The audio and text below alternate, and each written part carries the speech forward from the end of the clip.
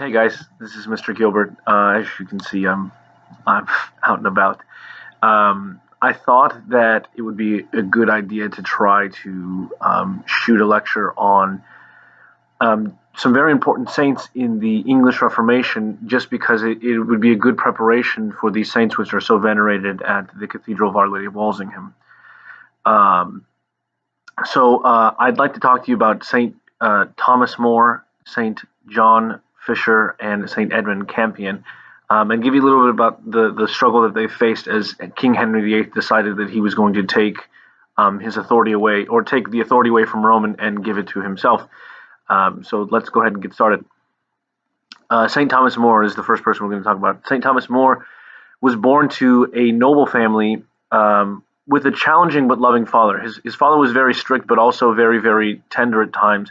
And this inculcated in St. Thomas More a real love for learning, but also a real love for discipline. St. Thomas More was known to be very, very disciplined. Thomas excelled in his academic studies and actually went to Oxford University, where he, I believe, became a lawyer of some sort.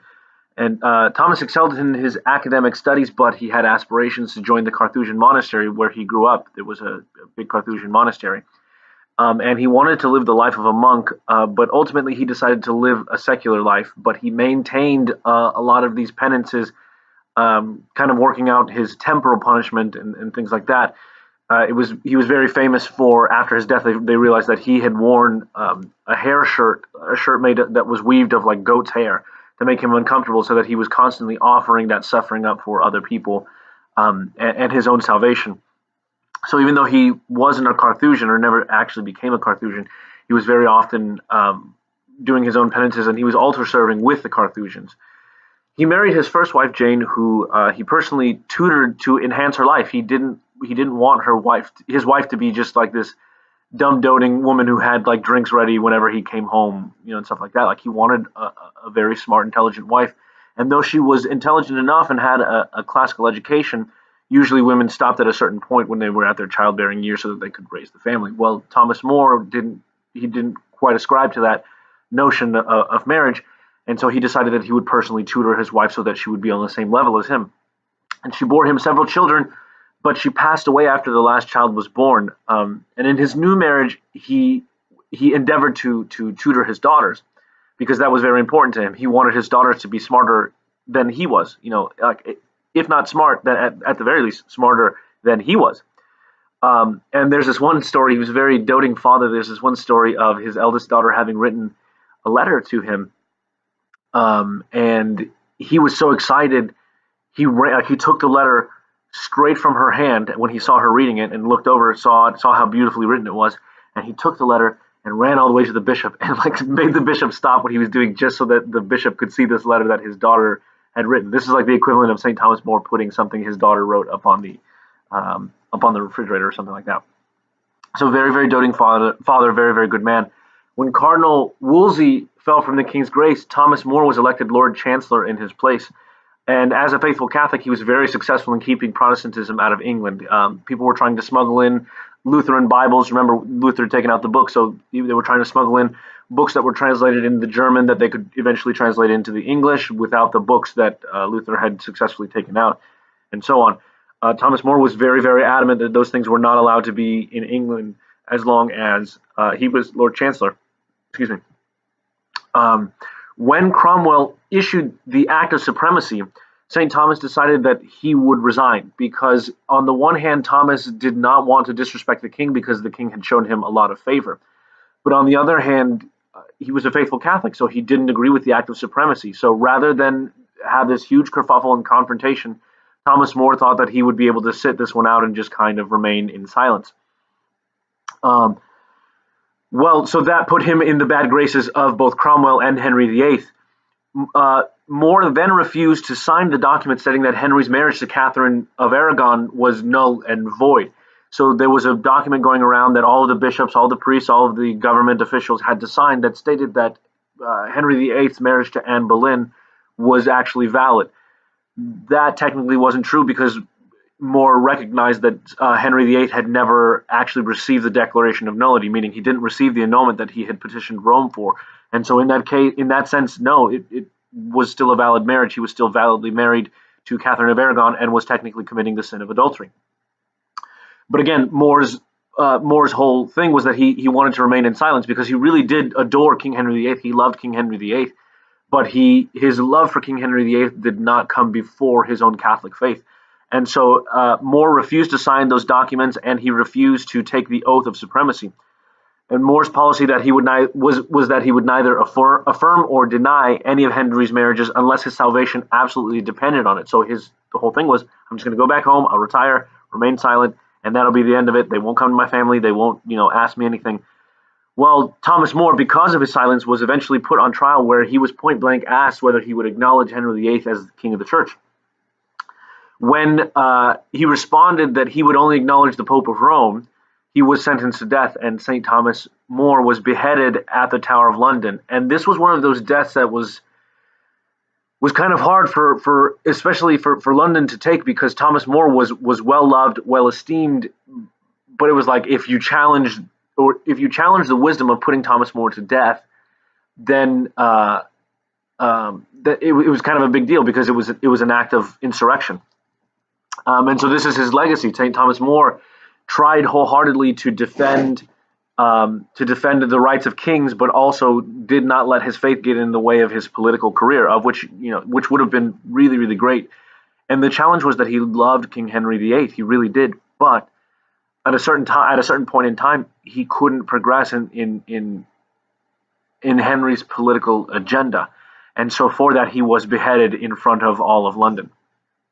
The next guy that we're going to talk about is St. John Fisher. St. John Fisher was a very, very devoted priest. And after having proven his worth in defending the faith, so remember that in class we talked about how Henry had written this document that slammed Luther's ideology or Luther's theology on the seven sacraments. So Luther was claiming that there were only two sacraments that were important.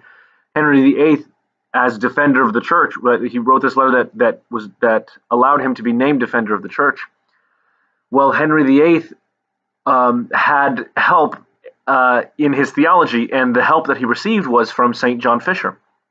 Well, after having proven his worth in defending the faith by helping Henry to write that letter, that would earn him the title Defender of the Faith, Fisher was elevated to be bishop. So Rome called Fisher, or sent a letter to Fisher, and said, hey, we want you to be bishop. You're a great bishop, or you would make a great bishop. So, we're going to hand you, we're going to ordain you. Fisher says, okay, great. And they placed Fisher in the worst and poorest diocese in all of England. Fisher, within a matter of years, turned that sucker around, and he was known as this very kind and tender bishop, but he was unmoving in his orthodoxy, meaning whenever somebody challenged him in his faith, or whenever somebody was declaring some kind of theology that was not what the Orthodox Catholic teaching was, he was a champion of faith, very, very staunch, no wiggle room. He was a very, very tender and caring man, serving the poor and setting up hospitals and schools and nunneries and orphanages all over the poorest diocese in England. And for that, he was well beloved, but he was also a very staunch champion of orthodoxy. Well, when Fisher caught word of Henry's desire to divorce Catherine of Aragon, when Fisher caught word of Henry's desire to divorce Catherine of Aragon, he didn't even think about it. He immediately flew to Catherine's side, because he was like, no, like John the Baptist, I am ready to take on death if it means that the validity of marriage is defended. So that didn't quite earn him the good graces of Cromwell and Henry VIII. Primarily Henry VIII, because Cromwell wasn't quite in power at this point. But for sure, it didn't lend him the good graces of King Henry VIII. Well, Fisher's plan was much the same as Thomas More's, in that Fisher, the way the documents were worded, or the way the laws were worded, were that you couldn't be punished for just being silent. You had to actively say that the king was not the head of the church. So if you were silent, then technically, according to the law, you couldn't be put on trial. So that was Fisher's modus operandi. That was what he had decided for himself as far as how he was going to continue. As it stood, Fisher continued to lambast Luther and his ideologies as they became more prevalent in England. Well, when the Act of Supremacy finally came out as an official document, Um, Fisher thought that he was safe, but one of the king's men ended up tricking Fisher into declaring his true feelings in secrecy. So this guy comes up to St. John Fisher, sorry, I keep saying that, comes up to St. John Fisher and says to him, well, look, the king acknowledges that this is kind of a difficult situation. Well, how do you actually feel about it? Just between you, me, and the king just wants to know so that, he knows you're trying to be silent, but, he needs to know for his own sake. And so St. John Fisher, in complete love for Henry VIII. Again, this is the difficulty of that time, that these guys really do love Henry VIII, but they're bumping up against the Catholic faith, or the things that they had to believe in the Catholic faith. So Fisher lets his mouth loose and says, I don't actually think that the king is the head of the church in England. It is the Pope of Rome. I'm sorry, that's the way that I feel, but I won't speak against the king publicly. Well, the king's men told King Henry VIII, and surprise, surprise, St. John Fisher was sent to the Tower of London, where he would spend a year being, mistreated and tortured before he was beheaded. And when they beheaded St. John Fisher, they took his head on a spike and they put it on London Bridge, which is right next to the Tower of London.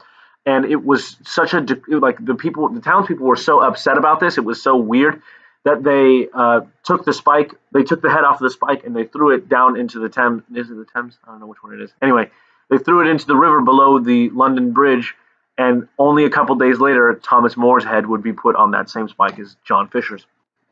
The last saint that I want to talk about is St. Edmund Campion. St. Edmund Campion was born during the reign of Henry VIII, but really became an adult during the reign of his second daughter, Queen Elizabeth. His first daughter, after King Henry VIII's son passed away, was Queen Mary, and she was actually a Catholic because her mother was Catherine of Aragon. So she was still a Catholic, and she did a really, really bad job. And she sentenced a lot of Protestants to death in England because she was trying to take Catholicism back to England, and so she ended up putting a lot of people to death, which is where we get this term Bloody Mary. Bloody Mary comes from the title that was colloquially given to Mary Tudor, King Henry VIII's first and eldest daughter. Well, Bloody Mary ended up passing away, and his second daughter, who was the daughter of Anne Boleyn, Queen Elizabeth, ended up coming to power. So St. Edmund Campion was born during the reign of Henry VIII, but really didn't become an adult until the reign of his second daughter, Queen Elizabeth. Edmund Campion was happy to take the oath of supremacy, actually, and he was very well liked. And because he took the oath of supremacy, he acquired the favor of the Queen when he studied at Oxford. So Queen Elizabeth happened to be there in Oxford at the time, and Edmund Campion was very smart and renowned for his his faith and his theological prowess. But because he took the oath of supremacy and acknowledged the Queen as the head of the church in England, he was able to kind of do things leisurely and won the support and influence of lots of rich aristocrats in Oxford. Well, when Edmund Campion saw his fellow friend ordained to the diaconate, his friend was ordained not in the traditional Catholic way. See, the new rites for ordaining a deacon had just started to be written. So these were the first members of the Anglican Church who were actually being ordained in a way that was different from the way Catholic deacons or Catholic priests were being ordained. So Edmund Campion saw his friend ordained to the diaconate with the new rites of the Anglican Church, and he knew somehow something in his heart just didn't settle right. He knew that something was gravely wrong, because it was one thing to say that the King of England is the head of the church, or the Queen of England now is the head of the church, but it's another thing to completely deform the rites or the way things have always been done. And so he knew something instinctually in him knew that was wrong. So he fled to Ireland, where he was immediately embraced by the Catholics there. And when he began to live this Catholic life, he felt somehow whole. Well, desiring to give his life completely to the Lord, he decided to follow the Lord's church. In order to follow the Lord's church, Campion could think of nothing more than becoming a priest. And so he did. He became a Jesuit priest. Well, shortly after his ordination, he was sent on a mission back to England to evangelize, which at the time was illegal. Remember, so Bloody Mary had just finished reigning. She was the Catholic version. She sentenced a lot of people to death. Not a good thing. Terrible situation. But in retaliation, when her sister came back, who was a Protestant, remember, the daughter of Anne Boleyn, When her sister came back, Elizabeth demolished the Catholic population. You thought Henry VIII was bad. Elizabeth demolished the Catholic population, made it completely illegal under any circumstances to even do things that were moderately Catholic. So Edmund Campion is coming into a situation where it is very, very much illegal and punishable by death. It is an act of treason to be Catholic or to spread what they understand to be the Catholic heresy. So he enters England as a jewel. He poses as a jewel thief, and he goes around hearing people's confessions. He goes to visit people in the Tower of London to hear their confessions, and so on and so forth. He celebrates masses basically underground or in what the few catacombs that they have. And so he's so good at his job that people kind of start spreading. And as rumors fly, people know that this Jesuit priest is there in England. Well, this clearly doesn't go well for him because he's, like I said, he's so good at being a priest that they end up finding him very, very quickly. Well, when he's finally captured, he's sent to the Tower of London for 4 days. And after he does not recant his heresies, he is sentenced to be drawn and quartered. Now, to be drawn and quartered means that you're tied to the back of a horse with a rope. Your hands and your feet are tied, and then you're dragged through the city by a horse, right? And if that isn't bad enough, as soon as you get to the end of the line, the horse stops. They pick you up. They make sure your hands are still tied, and then they hang you enough so that your neck doesn't snap, but you're just within the clutches of death. So you're asphyxiating, you're choking, and you're just right there at the clutches of death. But then they cut the rope so that you can breathe, and as you're still struggling breathing, they put you on a table, they slice you open, and they quarter you. So they cut you into 4 pieces, and they rip your intestines out as you're watching them do this thing. So that is the death that St. Edmund Campion is sentenced to. All for the faith. But in a certain sense, the example of these 3 saints in particular allow Catholicism, though underground, to flourish for quite some time. Now, in the history of England, obviously that doesn't go particularly well, and Catholicism is very much underground until the late 1800s with the introduction of the Catholic way by St. John Henry Cardinal Newman, which we'll hopefully get to talk about soon. The point in doing this, or in having this conversation, is 2 things. Remember that we like to think that it's easy, that it's always going to be easy to be Catholic or to be a Christian. But we always bump up at some point into what I've termed for this semester Hippolytus syndrome, where just because you're Catholic, because you're Catholic or because you're Christian, you're going to run up against something that the culture doesn't think is acceptable. In Edmund Campion, Thomas More, and John Fisher's case, it was a political system that said that we're going to take away power from Rome. And then they had to, bump up right up against that. They'd say, look, we'd love to acknowledge that, but it's not true. You can't do that. And in particular, the seeds that are laid, right? We talk about the blood of the martyrs always being the seed of the church. The reason that we talk about this is because these 3 English martyrs are the seed of the church that later on England will be able to pick back up. So for 300 years, England is pretty much not Catholic. It's Church of England or a lot of other Protestant denominations that end up sprouting up in England. But Catholicism is underground until the late 1800s. Well, in the late 1800s, it picks up with a fervor, and it's all because of the fact that John Fisher, Thomas More, and Edmund Campion, among hundreds of other English martyrs, there are a lot of English martyrs, but these 3 in particular are venerated as reformers of the English church. Even in the 1980s, even Anglicanism decided to venerate them in their churches. Not Edmund Campion, but Thomas More and John Fisher are venerated even in the Anglican churches, some of the Anglican churches, since 1980s, because they realized the power of that witness in restoring all this crazy chaos, the order to all this chaos that had been happening during the reign of King Henry VIII.